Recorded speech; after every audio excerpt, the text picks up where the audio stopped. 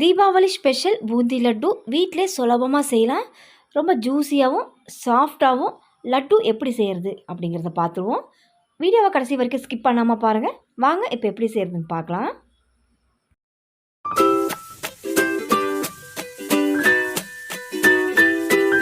கடலை மாவு மெஷரிங் கப்பில் 1 கப் அளவுக்கு எடுத்திருக்கேன். இந்த கடலை மாவோட அளவுன்னு பார்த்திங்கன்னா ஒரு 100 கிராமுக்கு இருக்கும். இப்போ மாவை கரைச்சி எடுத்துடலாம். மாவு எடுத்த கப்லேயே இதுக்கு தண்ணின்னு பார்த்தீங்கன்னா 3/4 கப் அளவுக்கு தண்ணி தேவைப்படும். ஆனால் முதலையே 3/4 கப் அளவுக்கு தண்ணி சேர்க்கக்கூடாது. முதல்ல 1/2 கப் அளவுக்கு தண்ணி சேர்த்து நல்லா கெட்டியாக முதல்ல கரைச்சிக்கோங்க. ஏன் இப்படி கரைக்கிறோம் அப்படின்னா கட்டிகள் விழாது.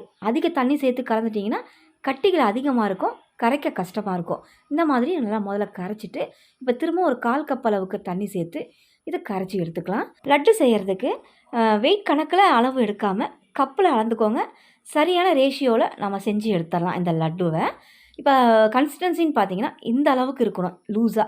இந்த அளவுக்கு இருந்தால் தான் அந்த பூந்தி பர்ஃபெக்டாக வரும். இப்போ மாவு இருக்கட்டும், இதை பூந்தி பொரிச்சிடலாம். அதுக்கு எண்ணெய் மிதமான தீயில காய விட்டுருக்கேன். பூந்தியை முதல்ல இந்த மாதிரி கையால் இந்த மாதிரி போட்டு பாருங்கள், கீழே விழாமல் எழும்பி வரணும். இப்படி மாவு பொரிஞ்சு வந்தால் எண்ணெய் காய்ச்சல் சரியாக இருக்குன்னு தெரிஞ்சுக்கலாம். இப்போ பூந்தி பொரிக்க பூந்தி கரண்டி தான் எடுத்திருக்கேன். இப்போ இதில் மாவள்ளி நம்ம சேர்த்துக்கலாம். மாவை ஊற்றிட்டு கரண்டியை தட்டலாம் வேண்டாம், மாவு அழகாக கீழே இறங்கிரும். இப்போ இந்த மாதிரி போட்டுட்டு எண்ணெயோட சலசலப்பு அடங்கணும். ஒரு 30 செகண்டுக்குள்ளேயுமே இந்த சலசலப்பெல்லாம் அடங்கிருச்சு. இப்போ நல்லா கலந்து விட்டுக்கலாம். ஒரே 1 நிமிஷம் மட்டும் நல்லா கலந்து கொடுத்துட்டு எடுத்துருங்க. உடனே கலரும் மாறக்கூடாது. இந்த டைமிங்கோட நல்லா ஃப்ரை பண்ணி விட்டு எடுத்துக்கோங்க. பூந்தி நல்லா கிறிஸ்பினஸோடு கிடைக்கும். உங்ககிட்ட பூந்தி கரண்டி இல்லை அப்படின்னா நார்மலாக நம்ம யூஸ் பண்ணுற சல்லிக்கரண்டிலேயே இந்த மாதிரி சைஸுக்கு கிடைக்கும், போட்டு எடுத்துக்கலாம்.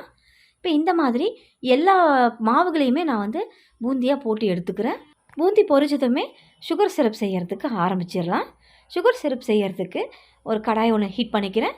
அதில் கடலை மாவு எடுத்த கப்லேயே தான் நான் சுகரை அளந்துக்கிறேன்.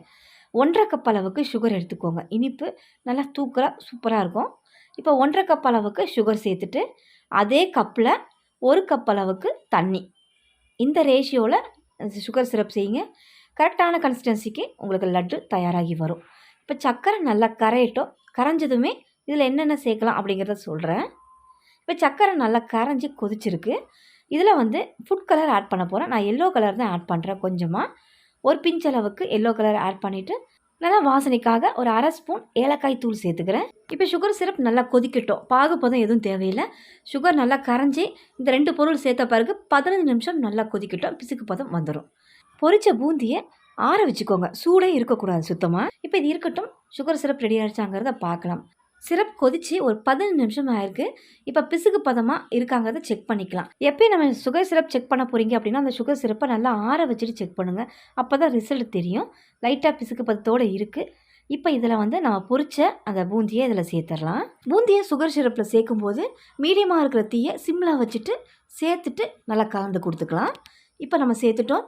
சுகர் சிரப்பில் நல்லா கலந்து கொடுங்க. கலந்து கொடுத்துட்டு மேலே மூடியில் போட வேண்டாம். மூடி போடாமல் அப்படியே கலந்து கொடுத்துட்டு அப்படியே விட்டுருங்க. நல்லா கொதி வரணும் இந்த மாதிரி. இப்போ இந்த அளவுக்கு கொதி வந்த பிறகு ஒரு 2 நிமிஷம்தான் சிம்மில் வச்சு மெதுவாக கலந்து கொடுங்க. உடஞ்சிடக்கூடாது அந்த பூந்தியெல்லாம்.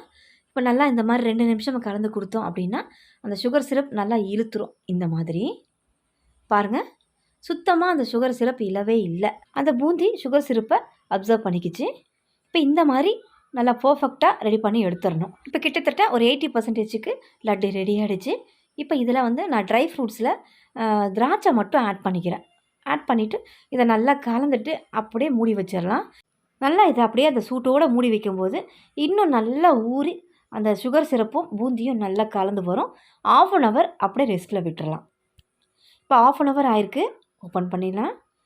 பாருங்கள் ஃப்ரெண்ட்ஸ், நல்லா இந்த சுகர் சிரப் பூந்தி நல்லா ஊறி வந்திருக்கு. லட்டு பிடிக்க பர்ஃபெக்டாக ரெடியாக இருக்குது. இப்போ லட்டு பிடிச்சிடலாமா? கையில் கொஞ்சமாக நெய் அப்ளை பண்ணியிருக்கேன். இப்போ இதில் தேவையான அளவுக்கு நம்ம சைஸை பிடிச்சிக்கலாம். எந்த அளவுக்கு வேணுமோ அந்த அளவுக்கு நீங்கள் லட்டு பிடிச்சிக்கோங்க. கண்டிப்பாக நீங்கள் இந்த லட்டுவை ட்ரை பண்ணி பாருங்கள். ரொம்ப ரொம்ப ஈஸியான மெத்தடில் நான் சொல்லியிருக்கேன். ரொம்ப டேஸ்ட்டாகவும் இருக்கும், ஜூஸியாகவும் இருக்கும், ரொம்ப சாஃப்டாகவும் இருக்கும். கண்டிப்பாக இந்த தீபாவளிக்கு நான் சொன்ன மெத்தடில் லட்டு செய்வீங்கன்னு நினைக்கிறேன். அனைவருக்கும் தீபாவளி நல்வாழ்த்துக்கள். வீடியோ பிடிச்சிருந்தா கண்டிப்பாக சப்ஸ்கிரைப் பண்ணிக்கோங்க. ரொம்ப பிடிச்சிருந்தா லைக் ஷேர் பண்ணிக்கோங்க. தேங்க்ஸ் ஃபார் வாட்சிங்.